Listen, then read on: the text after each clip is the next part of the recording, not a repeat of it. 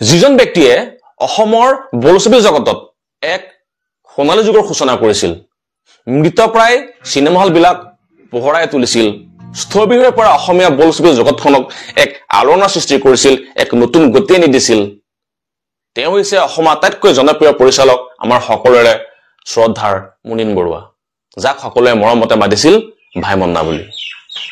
হয়, ক'বলৈ ওলাইছো আজি ভাইমন দা চিনেমাখনৰ কথা আৰু আগবঢ়াই দিছো এটা সৰু বাট অনেষ্ট ৰিভিউ।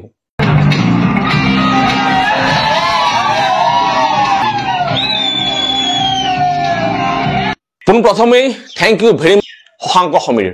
আপুনি এজন পৰিচালক হিচাপে মুনীন বৰুৱাৰ দৰে এজন কিংবদন্তি স্বৰূপ ব্যক্তিৰ জীৱনৰ ওপৰত মাত্ৰ 2.5 ঘণ্টাৰ ভিতৰতে মূল বিষয়বস্তুখিনি সামৰি যি ধৰণে আপুনি এখন চিনেমা ৰাইজক উপহাৰ দিলে তাৰ বাবে আপোনাক বহুত বহুত ধন্যবাদ।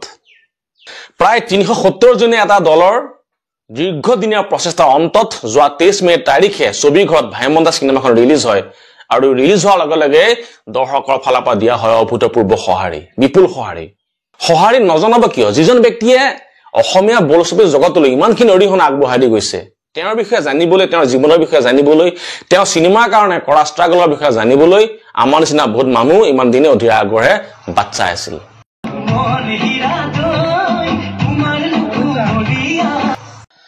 যি কি নহওক মূল বিষয়বস্তুলৈ আহোঁ। প্ৰথমতে আহিছো কাহিনী কথালৈ। কাহিনীৰ নায়ক ভাইমন দা, যিহেতু আমি সকলোৱে জানোৱে যে মুনীন বৰুৱাৰ জীৱনৰ ওপৰতে এই গোটেই চিনেমাখন নিৰ্মাণ কৰা হৈছে। তেওঁ এখন আধ্যবন্ত ঘৰৰ ল'ৰা, কিন্তু তেওঁ পঢ়া শুনাত সৰুৰে পৰা মন নাই। ভাল মেণ্ডলিন বজায়, বেছি চখ তেওঁৰ সংগীতৰ চিনেমা চোৱাত। বাপেকে খঙতে তেওঁক কলিকতালৈ পঠাই দিয়ে পঢ়া শুনা কৰিবৰ কাৰণে। কলিকতালৈ যায়, তাতো সেই একেই অৱস্থা, পঢ়া শুনাত মন নাই, মেণ্ডলিন বজোৱা আৰু মনে মনে চিনেমা চোৱা, পঢ়া শুনা বাদ দি। তাত গৈ প্ৰথমতে সেই কলিকতাত ছিনিয়ৰ ষ্টুডেণ্টছে কৰা ৰেগিং, স্বামী কাপুৰৰ সেই চিনেমাবিলাক চাবলৈ যোৱা, তাৰ পুৰণা ৰেল ষ্টেচন, পুৰণা সেই ধৰণৰ কাপোৰ পিন্ধা ষ্টাইল, এইবিলাক বৰ সুন্দৰভাৱে ইয়াত উপস্থাপন কৰিছে পৰিচালকে, আৰু তেওঁ এই প্ৰতিটো বিষয়বস্তুতে খুব সাৱধান আৰু সূক্ষ্মভাৱে কাম কৰিছে। পঢ়া শুনা সামৰি পুনৰ নাটক আৰু চিনেমাৰ লগত তেওঁ জড়িত হোৱা, তেওঁ যৌৱনলৈ অহা প্ৰেম, এজন সাধাৰণ মেণ্ডলিন বজাই ফুৰা নাটকৰ কামত ঘূৰি ফুৰা ল'ৰাৰ জীৱনত ঘটা প্ৰেমৰ সংঘাত, সেই সময়ৰ অসমীয়া শিল্পীসকলৰ দুৰৱস্থা, এখন অসমীয়া চিনেমা বনাবলৈ যাওঁতে প্ৰযোজক পৰিচালকে ভৰিবলগীয়া লোকচান, চিনেমা চাবলৈ দৰ্শক নহা বা অসমত অসমীয়া চিনেমা চলাবলৈ অনুমতি নোপোৱা অনা অসমীয়া চিনেমা হলৰ মালিকৰ দপদপনি, এইবিলাক কথা খুব সুন্দৰভাৱে উপস্থাপন কৰিছে, যিবিলাকে দৰ্শকৰ অন্তৰ চুই যাবলৈ সক্ষম হৈছে আৰু বহুত নজনা কথা জানিব পাৰিছে। সেই সময়ত অসমীয়া চিনেমাখনৰ ছাউণ্ড ৰেকৰ্ডিঙৰ কাৰণে কলিকতালৈ যাবলগীয়া হৈছিল, যিটো নেকি খুব ব্যয়বহুল প্ৰক্ৰিয়া আছিল, যিটো খুব সহজ সাধ্য নাছিল। প্ৰযোজক পৰিচালকে আৰ্থিক লোকচান হ'ব বুলি ভাবি অসমতে ছাউণ্ড ৰেকৰ্ডিঙৰ ব্যৱস্থা কৰা আৰু সেই ছাউণ্ড ৰেকৰ্ডিঙৰ সময়ত ৰাতিৰ সেই নিজান পৰিৱেশ এটা সৃষ্টি কৰিবৰ কাৰণে বোমা ফুটাই জিলিৰ মাত বন্ধ কৰা। তাৰ পিছতো তেওঁলোকে যি সমস্যাৰ সন্মুখীন হ'বলগীয়া হৈছিল ছাউণ্ড ৰেকৰ্ডিঙৰ সময়ত, সেইটো মই ইয়াত নকওঁ, আপোনালোকে নিজে গৈ চিনেমা হল চালে গম পাব। ঘটনাটো যদিও হাঁহি উঠা, কিন্তু কোনোবা যেন বুকুখন বিষাই উঠে, কাৰণ সেই সময়ত শিল্পীসকলে কিমান ষ্ট্ৰাগল কৰিবলগীয়া হৈছিল, এটা তাৰ জ্বলন্ত প্ৰমাণ। ৰাতি যিমানে দীঘল নহওক কিয়, এদিন ৰাতিপুৱাবৈ অসমীয়া চিনেমা জগতলৈ বিজু ফুকনৰ বোৱাৰীখন আহিছিল আৰু বক্স অফিচত সেই চিনেমাখনে এক আলোড়নৰ সৃষ্টি কৰিবলৈ সক্ষম হৈছিল আৰু দৰ্শকক চিনেমা হলে টানি আনিছিল। তাৰ পিছত ভাইমন দাই নিজেই আগবাঢ়িল এখন অসমীয়া চিনেমা পৰিচালনা কৰিবৰ কাৰণে। তেওঁ আগতেই লিখি থোৱা এখন স্ক্ৰিপ্ট হাতত লৈ, সেইখন স্ক্ৰিপ্টৰ নাম কি জানেনে? হিয়া দিয়া নিয়া। সদায় নতুনত্ব বিচৰা, নতুন প্ৰতিভাক আগবঢ়াই দিয়া ব্যতিক্ৰমী চিন্তাধাৰা ভাইমন দাক দৰকাৰ হ'ল এজন দুৰ্দান্ত কণ্ঠশিল্পীৰ, এজন বিশেষ প্ৰতিভা সম্পন্ন ব্যতিক্ৰমী সংগীত পৰিচালকৰ। কিন্তু সেইজন হ'ব কোন? জুবিনক মাতিলে জুবিন আহিল আৰু গাই শুনালে সেই অপূৰ্ব সৃষ্টি হিয়া দিয়া নিয়াৰ সেই থিমটো। যেতিয়া এই হামিংটো চিনেমা হলত বাজে নহয়, চিনেমাখন চাই থাকিলে অনুভৱ হ'ব দৰ্শকৰ কিমান হাত তালি, কিমান আনন্দ, কিমান চিঞৰ বাখৰ হৈ যায় এই হামিংটো দিয়াৰ সময়ত। জুবিন এক ধুমুহা, জুবিন এক আৱেগ, জুবিন অসমীয়া সংগীত জগতৰ ধ্ৰুৱতৰা, এইটো কথা চিনেমাখন চাই থাকিলে গম পোৱা যায়। মই যি কি নহওক, হিয়া দিয়া নিয়া ৰিলিজ হ'ল আৰু অসমীয়া চিনেমাত এক সোণালী যুগৰ আৰম্ভণি হ'ল। পালে যতীন বৰাৰ দৰে এজন সুন্দৰ নায়ক, জুবিন গাৰ্গৰ দৰে এজন সুদক্ষ সংগীত পৰিচালক আৰু মুনীন বৰুৱাৰ দৰে এজন সুদক্ষ পৰিচালক অসমবাসীয়ে। ইয়াৰ পিছত আৰু অসমীয়া চিনেমাত থমকি ৰ'বলগীয়া হোৱা নাছিল। মুনীন বৰুৱাই ইখনৰ পিছত সিখনকৈ হিট ছুপাৰহিট চিনেমা আগবঢ়াই দিলে। কন্যাদান, বিধাতা, দাগ ইত্যাদি ইত্যাদি। এই সময়খিনিতে বহুতো শিল্পী সৃষ্টি হ'ল, শিল্পীৰ পৰিচয় হ'ল অসমীয়া বোলছবি জগতত। ইয়াৰ পাছত বহু কেইবছৰ ধৰি মুনীন বৰুৱা চিনেমা জগতৰ পৰা আঁতৰি থাকে আৰু এই সময়খিনিতে CD চিনেমাবিলাকে অসমীয়া বোলছবি জগতত প্ৰচুৰ পৰিমাণে ক্ষতি কৰিছিল। পিছত বহু কেইজন ব্যক্তিৰ অনুৰোধত মুনীন বৰুৱাই পুনৰ এখন চিনেমা কাম হাতত লয় আৰু সেই চিনেমাখনে পুনৰ অসমত বন্ধ হৈ যাব খোজা চিনেমা হলবিলাক পুনৰ খুলি দিছিল আৰু দৰ্শকক চিনেমা হলে টানি আনিছিল। আৰু চিনেমাখন হৈছে ৰামধেনু।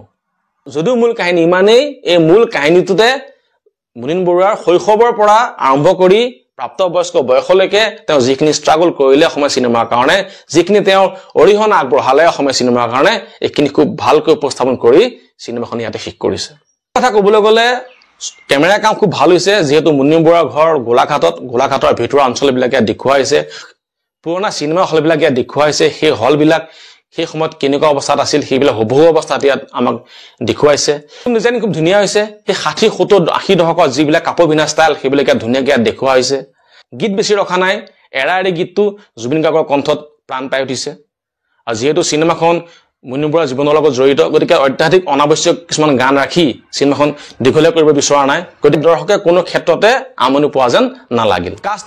কাষ্টিং খুব ধুনীয়া হৈছে। মূল চৰিত্ৰটো হৈছে ভাইমন দা চৰিত্ৰটোত 3জন শিল্পী অভিনয় কৰিছে, যিহেতু এই চৰিত্ৰটো 3টা স্তৰত উপস্থাপন কৰিছে।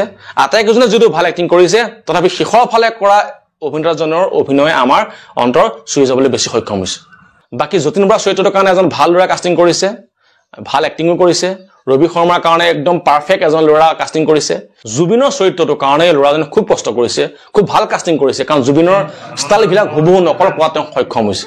জুবিনৰ যি অংগী ভংগী, কথা কোৱা ষ্টাইল, খোজ খোৱা ষ্টাইল, থৰক বৰক খোজেৰে তেওঁ যি ধৰণে ষ্টুডিঅ'লৈ সোমাই আহে, হাইলাক যেন জুবিন গাৰ্গ। আৰু বিজু ফুকন ৰোলটোৰ কাৰণে যিজন ল'ৰাক পৰিচালকে ইয়াত কাষ্টিং কৰিছে নহয়, খুব ভাল কাষ্টিং কৰিছে, কাৰণ সেই ল'ৰাজন দেখাত একদম হাইলাক বিজু ফুকনৰ নিচিনাই।